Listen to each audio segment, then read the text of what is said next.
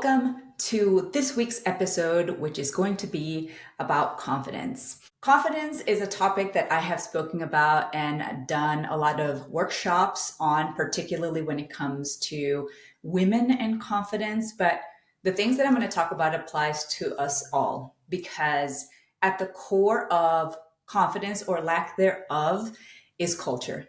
So first, let's start with understanding what the word confidence means, where it comes from. When we think about confidence, we think about certain people who have a strong personality, who have conviction in their ideas or in their way of being. Maybe stop right now and think for a moment, who is somebody that you immediately think of when you think of a confident person? It could be somebody you know. It could be a celebrity. It doesn't matter. It could be a politician. It could be a sports athlete. It could be anything, anyone, any category. What matters is what shows up for you when you think of a confident person. Now, I want you to hold that in your mind for a second. Hold that person in your mind and start thinking about what are the characteristics that person portrays. It could be a combination of things. It could be the way that they speak. It could be the topics that they speak about, their expertise. It could be their body. It could be the way that they dress. It could be their lifestyle. It could be any number of things. What matters is the self-awareness part around this. Start building awareness about what is it about this person or these people that you identify as confidence. Now, here's the next thing. If you tend to be like most people, you probably see something in that person that you either want or you feel like you don't have, or you feel like you want to grow, any number of things. So let's rework that a little bit. What is it about this person that you feel like you might not have? Because the role models that we usually have for confidence can oftentimes be something that we're yearning for ourselves. And it is important for us to be aware, build awareness about the different things, because it's usually not just one thing. It's usually a combination of things that might come up for you that you might want to grow in yourself or that you feel like you completely don't have at all. The truth is, all human beings deal with a version of lack of confidence in some area of their identity. So it's not just, it can be about skills or lack thereof, but sometimes it's about the things that we feel we lack as people. So it could be characteristics. It could be any number of things. Whatever is coming up for you, that's what I want you to focus on. That's what I want you to build awareness on. I am a word nerd. For me, I really hold a strong belief that words are power. Words are our power. Words can be powerful in terms of the information that we transmit, how we receive information, what it says about us, what energy it brings in us or not. So one of the things that I want you to learn how to do, to practice doing, is when you hear a word that agitates you, that immediately like ruffles your feathers or raises your hackles or whatever that feels like for you in your body, or makes you retreat or brings down your energy to a lower vibration. I'm going to say a lower vibration because if you think about energy, right? It's as simple as looking at it as negativity, depression, being in a lower state of mind and energy, right? It's very indicative of our mood. And being at a higher vibration, being excited, being elated, that's pretty high up. So if you think about this when it comes to words, there are words that you probably hear that you can't be with, that feel wrong, that feel like they agitate you in some way. So part of the practice is learning to identify which are those words. What are the words that like, ugh, make me feel gross or make me feel unnerved in some way? And start building a little list of what are these words for me.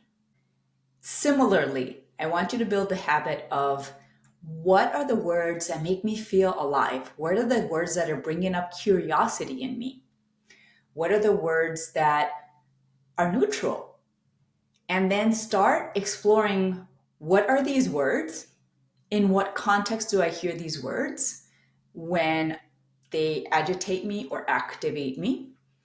And what is the etymology of these words? What is the meaning? What is the root of these words? So we're going to use that with this example of confidence. Confidence, at its core, the etymology, the root of it, comes from with trust. With trust. So here's the thing about confidence. It's about trusting ourselves. And I want you to sit with that a little bit. Trust in ourselves. At the core of confident, that middle letter is I. Confidence, being confident. It's about how I trust myself. One of the things that I absolutely abhor, and I abhor a lot of things, so you'll probably hear that word more than once in this podcast, but I personally hate the advice of fake it till you make it.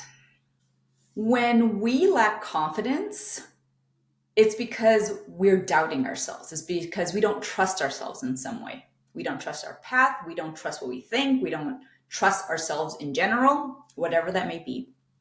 So for me, the idea of faking it until you make it, it's simply feeding that sense of imposterism. It's feeding this idea that is already in us about doubt, about how we doubt ourselves. So to me, it's counterintuitive to fake it. And that's also very inauthentic to who I am. I would never say, oh, I'm faking this. No, that feels entirely unaligned. For me, being my authentic self, being entirely transparent, honest, true to myself is important. It's fundamental, it's foundational, it is absolutely uncompromising. So understandably, when I hear that, faking it until you make it, it just feels all kinds of wrong. However, we have also heard things like dress for the job you want, not for the job you have, right? There is a power, and I will admit that, there is a power in doing things for yourself that brings up a sense of confidence, that makes you feel powerful, that makes you feel good about yourself, that makes you feel strong in yourself. I'm going to give you an example. These earrings, this hammer, right? Accessories that remind me that I am powerful, that remind me that I am divine, I am a goddess, I am an incredible human being. It reminds me of my own personal power. Now, that's just an example that I could wear today for the episode. But there are other things that do that for me. A really hot pair of shoes, a nice outfit, putting makeup on. Right? Do you feel like you're taking care of yourself? Do you feel like you have invested energy, time, love into yourself? Because that's going to fuel your confidence. That is going to fuel you feeling like you have energy that you have given yourself. We oftentimes end up growing to be very, very dependent on the validation from other people. What do I mean by that? The compliments, the affirmations from others that say, you're doing a great job. You are a good person. You're really attractive, whatever that is. It could be any number of things. You have to stop and think about What is it that I'm waiting for other people to tell me? What is it that I'm waiting for other people to affirm in me or to validate in me that I can give myself? Because you have the power to do that. Power is a word that to me, it's so resonant because to me, power is what I reflect. Power is what lives inside me. Power is what I project. Power is what feeds my soul. And we have a lot of weirdness around what power is. And we have a lot of, I feel like, very limited ideas about what power is, right? We think of power as people who are powerful, people who can affect change. We can all affect change. All of us are capable to affect change in our day-to-day lives based on our choices. Your choice is power, no matter what it is about. Even your choice to be more fully aware, to grow your self-awareness, that is power. It is a choice to grow in your consciousness. So at its basic form, power is the ability to choose. It is the ability to affect change. What more powerful than you having the choice to affect change in your own life? Now, when it comes to culture, and I'm going to repeat this a lot in the course of this podcast because it is worth repeating, that we grow up from the time that we're little. We grow up learning that other people know better than us. I have two kiddos, an almost 10-year-old and a 7-year-old. And it is through them that I really notice just how pervasive I want to tell them things that disrupts their confidence. And it's not because I'm a bad person. It's because they're unconscious habits that we have. It's the things that we learned growing up that we end up unconsciously repeating. And it matters that we become aware of that, because I don't want to do the same thing to my kid that was done to me, that has affected me and has taken me so long to unlearn and to overcome. No, I want them to have better, which means I get to do better, which means that I have to continue growing in my consciousness and my awareness. If you think about even from the time that you were a kid in school, right? There are rules that you have to follow. Even if they're rules that don't make any sense, there are authority figures that you need to pay attention to, that you need to listen to, that you don't talk back to, even if what they're saying is unreasonable. And that inability to voice your opinion, to ask questions of adults, especially when they are not in integrity with what they are saying and doing and the role models that they're being, we as kids get silenced. We are constantly told to follow rules and be within that framework. We are constantly told not to speak the truth because it makes people uncomfortable. We are constantly told not to ask questions, to just accept what we are being told. If you think about the education system, even more extended, that we learn only certain knowledge and that's all we're responsible for. You don't have to look outside of that. We ban information, we limit information, we make very intentional choices about what we teach children in the education system. And if you think about how practical a lot of what they learn is, I mean, I don't know about you, but my kid is getting tested on the capitals of the United States, and neither my husband nor I could pass that test. What is the point? What is the point of that knowledge? Sure, it's important to understand geography. Sure, it's important to understand history. Sure, it's important to understand mathematics. All of these things matter, but what matters more is critical thinking. And that's the thing that we don't teach kids, because then we have to deal with their questions. And we learn that as parents, you're not supposed to be questioned. Kids are not supposed to question you. They're not supposed to question what you say. They're not supposed to question your behaviors. They're not supposed to question the punishments that you give them. They're not supposed to question the rules that you have for them.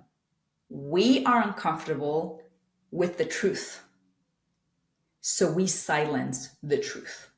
And over time, over the course of your lifetime, you have already unconsciously integrated that in your programming. And when it is time for you to be an adult, a free thinker, right, living out on your own, you're already trapped in this space where you don't know how to think for yourself. You don't know how to think for yourself, even on things like, what does marriage look like to me? What is my life going to look like? What does success look like to me as an individual, as a unique human being with my own unique gifts and talents and fears and desires? We don't learn to ask those questions of ourselves, which is, it's a huge reason why we're in this collective state of anxiety and depression. We have not expressed ourselves in this lifetime, and there is a cost to that. I had a question from one of the YouTube viewers that asked, how do you find confidence to speak your mind when those around you may discount your point of view? And I really love this question because it's kind of two parts. The first part is, how do you gain confidence to speak? How do you gain the confidence to speak up, to speak out? And one of the things that I have learned over the course of many years is that it takes practice to speak our mind. It takes practice to speak up, especially if we have learned that speaking up makes other people uncomfortable, that speaking up makes trouble, that speaking up, whether you're advocating for yourself or you're advocating for others, that speaking up is met with resistance, is met with punishment, perhaps, is met with derision. So that's one part of the equation. The other part is there's an assumption in this case that you know other people are going to discount your point of view. Now, I'm not saying that you're wrong. It very well may be that they discount your point of view. So I'm not saying that you're lying or that you're maybe not seeing the situation correctly. A lot of times we assume that we know how people will behave based on their patterns from before. You're already familiar with how they respond in other situations. And so that's what your brain does, is assume that the same thing is going to happen again and again and again and again. Now, when it comes to being in a room with people who may or will discount your view, the question here is, which choice would you rather make? To speak up, even though your point of view might be discounted, or to stay silent? That is a choice that is available to you. I understand that it's difficult when you already feel the resistance, but sometimes you put on that resistance first before you even get to have the conversation. So part of the work here is letting go of the assumptions that we have, letting go of what we think will happen. It's a way in which our brains try to prep us for the worst. It's the worst case scenario, right? Which sometimes it's not just one scenario. Sometimes it's a whole plethora of catastrophic possibilities that our brain comes up with. And it's not helpful. It's a way in which we feel like we have some sense of control by thinking about all the possible scenarios. But that doesn't mean that that's what's going to happen. Maybe if we let go a little bit of what we think might happen, we might be surprised. The other thing too is, again, you may be completely right. I'm not discounting your point of view. What I'm saying is that there may be many things that could be happening in the background unconsciously, not just from you, but from other people as well. So I would say, are there certain topics or certain approaches that happen in these situations when your point of view is discounted? And how could you approach the conversation differently? Maybe it's approaching the conversation with one person at a time instead of in a collective. Maybe it's starting with a different way of bringing up the conversation. So I don't know the details to really be able to give you a more assertive answer to your question. But I think in general, speaking your mind comes from a place of conviction. Do you have the conviction in your ideas? Are you confident in your ideas, in the things that you're about to speak, in the things that you want to share, in your point of view? Because here's the thing, if their words are affecting you so much, there is something for you to grow. I'm going to say that again. If their words affect you so much, there is something for you to grow in yourself. So it's like, this is the part of personal growth that really sucks, which is radical self-responsibility. You are responsible for either accepting people's behavior and their words as true, allowing them to penetrate your shield of yourself, or deciding, no, I am not going to allow what other people think, what other people say, what other people do to affect my sense of self, my conviction about my ideas, my belief that this is going to work, whatever the case may be. You have to stop and think about, how am I allowing others to affect me? And what do I need to do differently so that it doesn't? What do I need to grow in myself so that I can be even more confident? What do I need to let go? Self-doubt, for example. What are the thoughts, the self-doubting thoughts, or the limiting beliefs that I have about myself? What do I need to let go, which isn't true and it is affecting me? Because you have a choice in that too.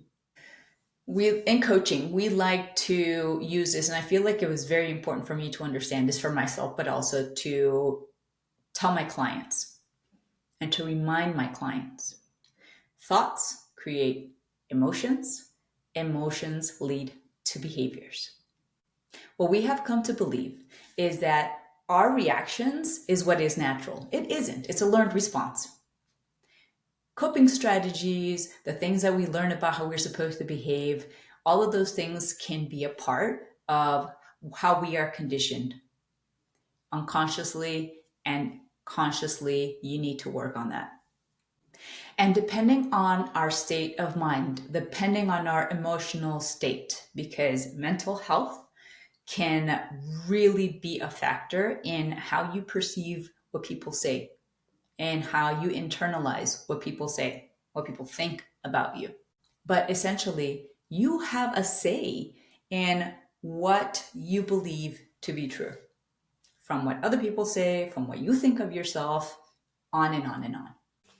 Confidence is innate. And by that, I mean, we all are born confident, but we learn to not trust ourselves. We learn not to be ourselves. We learn that it is not okay to be fully expressed as little people. And then we grow up to be unexpressed and repressed and depressed people, adults. And confidence can also be learned. You learn it by practice. You don't learn it by reading books. You can learn intuitive ways in which to apply what you are learning from confidence books. You can learn information for practical things to apply to your life to grow your own confidence, but we cannot learn confidence from others. We can only learn confidence by applying to ourselves the lessons that we need to build trust in ourselves. We also grow up learning in our cultures that arrogance is not okay. There's a fine line between arrogance and confidence, and you probably can think of what that line is for you, right? Boasting about oneself is considered arrogant. The problem with that is that when we are proud of ourselves, when we are celebrating ourselves, a lot of people very easily can take that confidence, that celebration in ourselves, and twist it to be arrogant. You're so full of yourself. You think you're better than others. So we internalize those messages and we go, oh, it's not okay for me to say that out loud. Screw that. Part of the practice of building confidence and trust in yourself is celebrating yourself. It is being very vocal about, I am a badass. I am great at this. I am very intelligent. I am successful. I am great at making money. I am great at helping people with their relationships. I am great at getting National Science Foundation awards. Okay? Whatever that is for you, practice. Practice, practice, practice. Celebrating yourself. Practice being boastful. We build so much shame around loving ourselves, celebrating ourselves. And that's part of the work that we have to unlearn to do. That is part of the practice. That is part of a different habit that we have to build for ourselves that builds trust in ourselves. It is really saying, screw everybody else and all of these beliefs, all of these messages, all of these things that we learn throughout our lifetime that we are not supposed to be okay with, and reframing them and changing the energy behind it and giving ourselves what we really need, what we long for, what we desire, giving it to ourselves. And with women in particular, being assertive is not considered okay in our society. If you are a dude and you are watching this, the intention is not for you to feel upset. I'm also not going to sit here and encourage fragility, okay? You have to be able to listen to the truth and know that it's uncomfortable and know that it may make you angry and know that you may resist it. And that resistance is an indicator that there's something for you to learn and to grow there. So if you are of the masculine gender, you need to stop and you need to grow your own awareness of, what did I learn about women in assertive positions or women who have assertive personalities? You have to stop and think, do I, if I have children, do I tell my kids differently based on whether they are of different genders? Do I encourage confidence in one versus in the other? Do I encourage my girls to do differently than my boys? In my work, do I value, appreciate, encourage, celebrate when my male peers, supervisors, leaders behave in a certain way, assertively, confidently, but I am not okay when female leaders, female peers do so? Grow that in yourself. Learn to recognize when you are doing differently, when you can be doing better. Where are the areas where I need to unlearn this? And confidence is a reclaiming. We have to remember who we are. We have to reclaim the parts of ourselves that we have forgotten or that we have lost temporarily. You can reclaim that, but it takes practice. It takes building awareness. It takes practicing different behaviors. It takes disrupting the unconscious programming that is in there and consciously doing differently. And you deserve to do that for yourself. You have to practice that. And in the process of practicing it, you're reprogramming that sense of confidence. You're growing your sense of confidence. You're growing the strength in yourself, the trust in yourself, the belief in yourself. And you are embodying, through that practice, you are embodying a different way of being. And that matters. It matters for us to do that for ourselves. And the more that you grow that confidence and that strength in yourself, the more you are going to be able to affect those around you, because it's contagious. When people are confident, when people are happy, when people are in a high vibration, in a high energy, others want some of that juice, okay? So they may be put off by it at first, but eventually they might also say, "What are you doing? You're different. You look different. You're behaving differently. What has happened? How have you changed? What has made you change?" So your ability to affect change, that power that you give yourself, you also end up transmitting that to others, even if they don't understand how or why.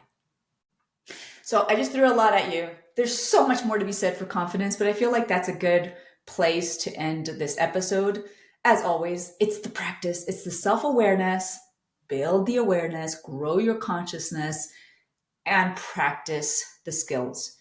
Do the inquiry. Think about what these things mean to you, and then also make conscious choices about what do I want to do differently about this now that I have sat with the question.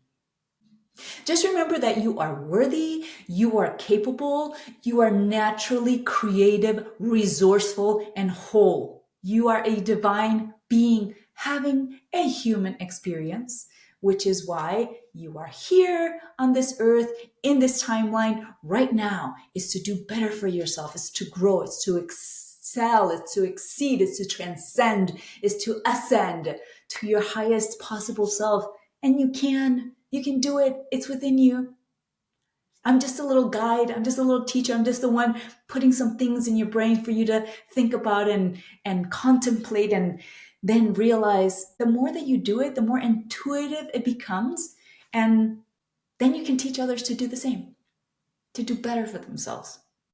So I will see you in the next episode. Thank you for being with me. And before I forget, since we are now on the 6th episode and I made it past the 5-episode mark, I want to ask you for a favor.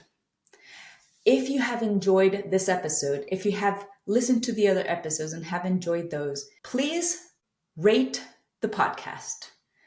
Rate it, give me some feedback, tell others what you learned, tell others why you've enjoyed it. That's a good way for me to gauge whether you're enjoying the content, whether you're enjoying the delivery, and it'll help me to grow myself. It'll help me to grow the podcast. It'll help me to make choices, conscious choices about how I am going to do this the next time.